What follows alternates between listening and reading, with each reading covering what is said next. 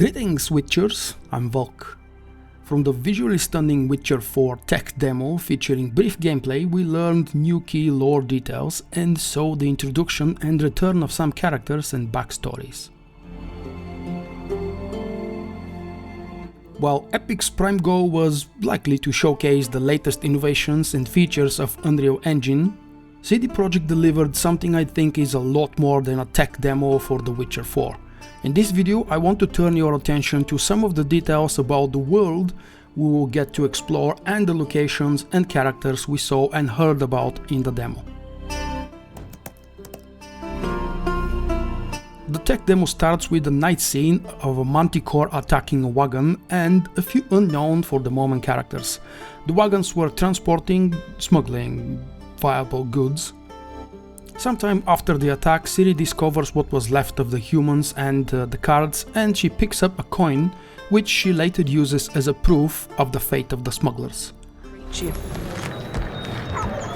As for the salt, I found not one speck.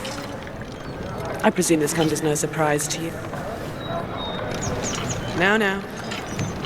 Kovir's smuggling trade is of no concern to me. Shush. The Manticore. In a conversation with the quest giver, Ciri meets later in a port town called Valdrest. She reveals that her interests lie not with Kovir's smuggling trade, but with the Manticore that flattened the cards and devoured his men.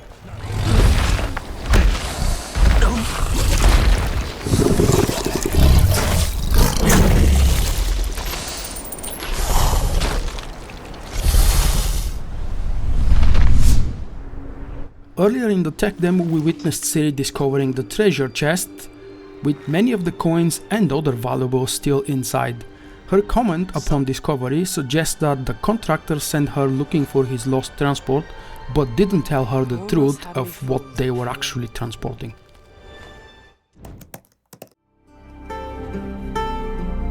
The entire demo takes place in Kovir. Kovir is a mountainous region in the far north of the continent. The full name of this kingdom is actually Kovir and Povis. It used to be under Redenius rule a few generations ago. King Radovid the Great, that's the first Radovid, gave the area, initially seen as cold, rocky and useless piece of land, to his hated brother Troidan. At this point Kovir was the worst and poorest place in the world. This gift was actually meant as an insult. Under the mountainous terrain, however, Kovir was hiding large deposits of valuable mineral resources which became a reason for aggression and later transformed the kingdom into the wealthiest in the entire world.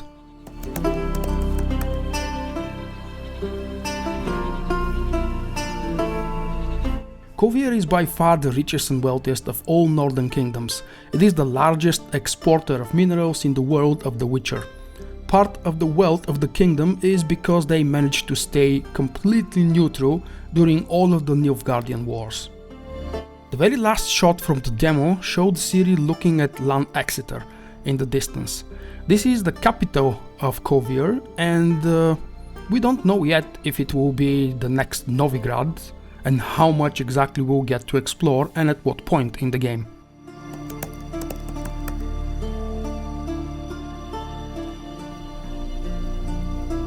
Kovir is not a place we have had a chance to explore thoroughly ourselves.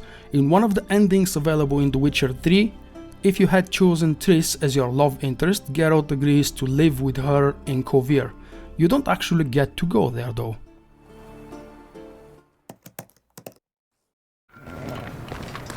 Let weeds be weeds, Kelpie.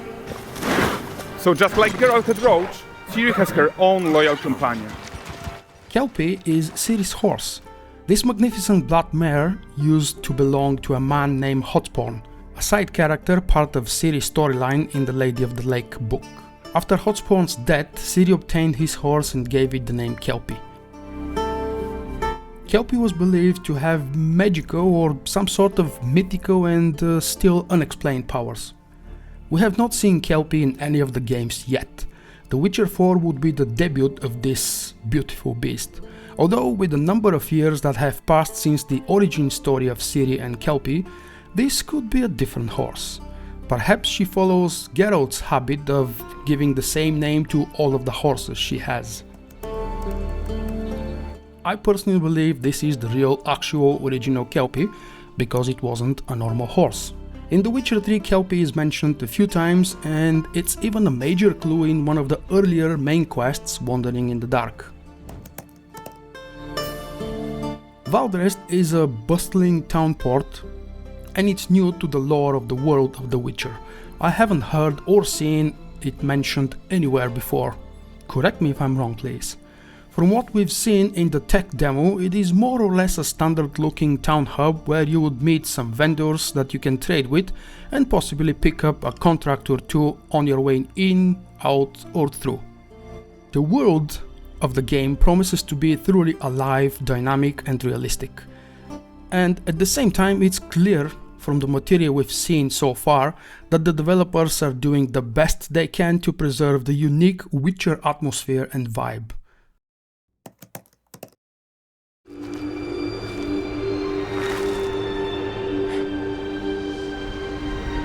Salt.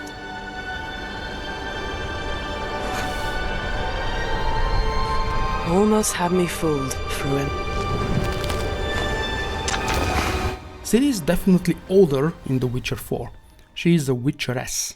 I personally didn't mind her appearance in the first teaser trailer, but here she looks a lot more like herself and the Ciri that we know and love from The Witcher 3, just older. She has retained her emerald green eyes as described from the book. We still don't know what she has gone through to become a Witcher. Given how she is the first woman to become a Witcher, I would love it if CDPR actually explored this process in more detail in the upcoming game. Ciri is now wearing the Lynx medallion that we saw in the very first teaser image for the game. How did she get it? How did she become part of the School of the Lynx? This is yet another unknown. We have not yet had an opportunity to personally face a Manticore in the Witcher games. It's mentioned and even featured in an animation from the second game, but not as a gameplay element. We got a chance to wear the Witcher gear set from the School of the Manticore in the DLC for The Witcher 3, but that's it.